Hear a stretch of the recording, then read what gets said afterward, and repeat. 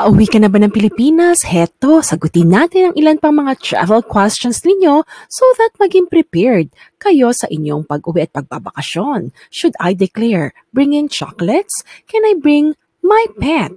Other travel requirements na inyong katanungan, halina, sagutin na po natin. Watch this video and find out!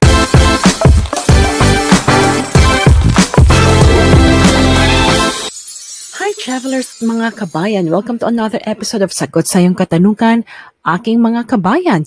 You are watching Jamey Iris TALK TV. Kung hindi pa po kayo nakakapag-subscribe, click nyo na po yung subscribe button at notification bell nang sa gayon, once meron po tayong video about travel, lifestyle, career, business at buhay OFW stories, yan po ay inyong mapapanood.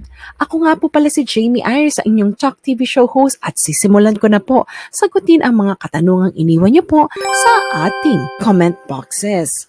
Mula kay Leia Net, sabi niya, I'm visiting the Philippines in March and bringing lots of store-bought chocolates like M&M, Hershey's, at iba pa. About 50 pounds worth. Should I still check yes to food? Thank you po.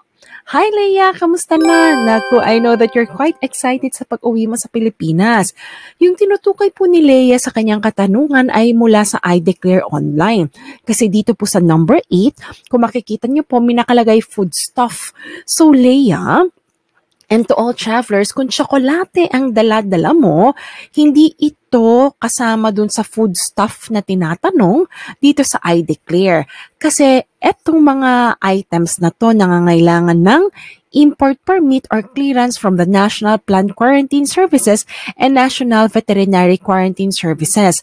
Ang mga tsokolate naman mula sa duty-free, katulad ng M&M at iba pang mga sinabi mo, ay hindi nangangailangan as long as these are the chocolates that you bought from the store. So, the answer to your question, hindi mo na kinakailangan i-click ang yes dito dahil hindi kasama ang tsokolate sa item na tinatanong nila. God bless you sa iyong bakasyon. Mula kay Jeff Larson, sabi niya, can I bring my Yorkie 16.6 pound? Hi Jeff, kamusta na? Kung dadalhin mo ang iyong Yorkie, whether from overseas to the Philippines or from the Philippines to another country, ang kinakailangan mo unang-unang i-check ay ang rules ng iyong airlines. Simply because hindi lahat ng airlines ay nag-a-allow ng pets na maliliit to travel with their aircraft. Meron, lalo na sa Middle East, merong iilang airlines na hindi sila nagsasakay ng maliliit na pets, only big pets.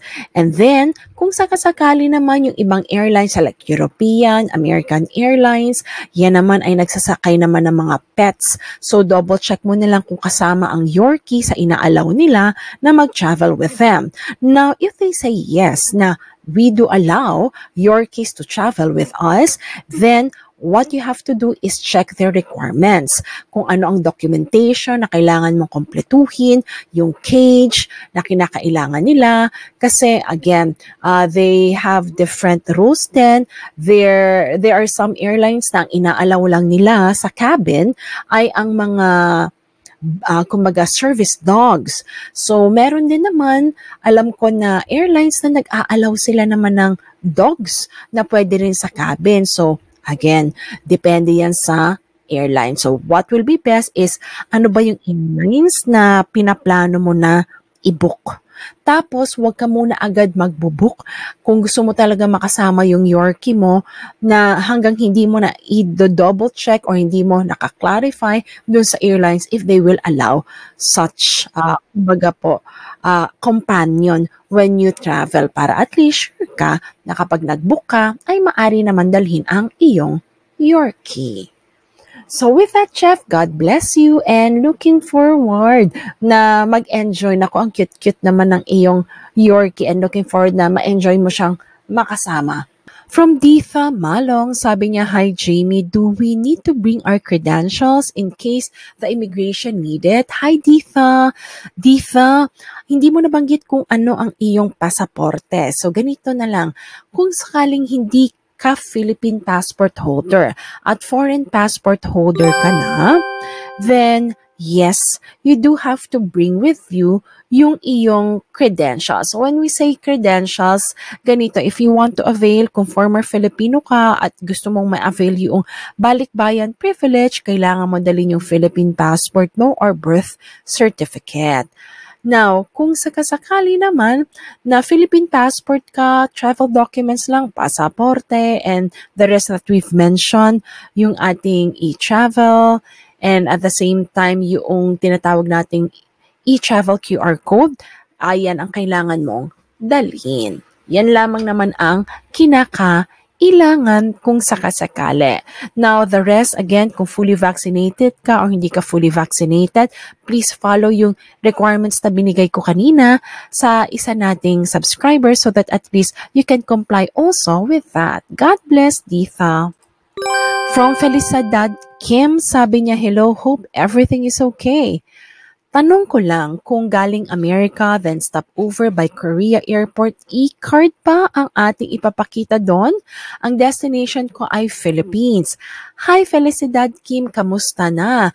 Ganito, kung sakasakaling mag-stop over ka sa Korea, most of the time, ang hinahanap nila is yung mga requirements mo for the final destination unless otherwise may specify ang airlines mo na kailangan mong i-present sa kanila.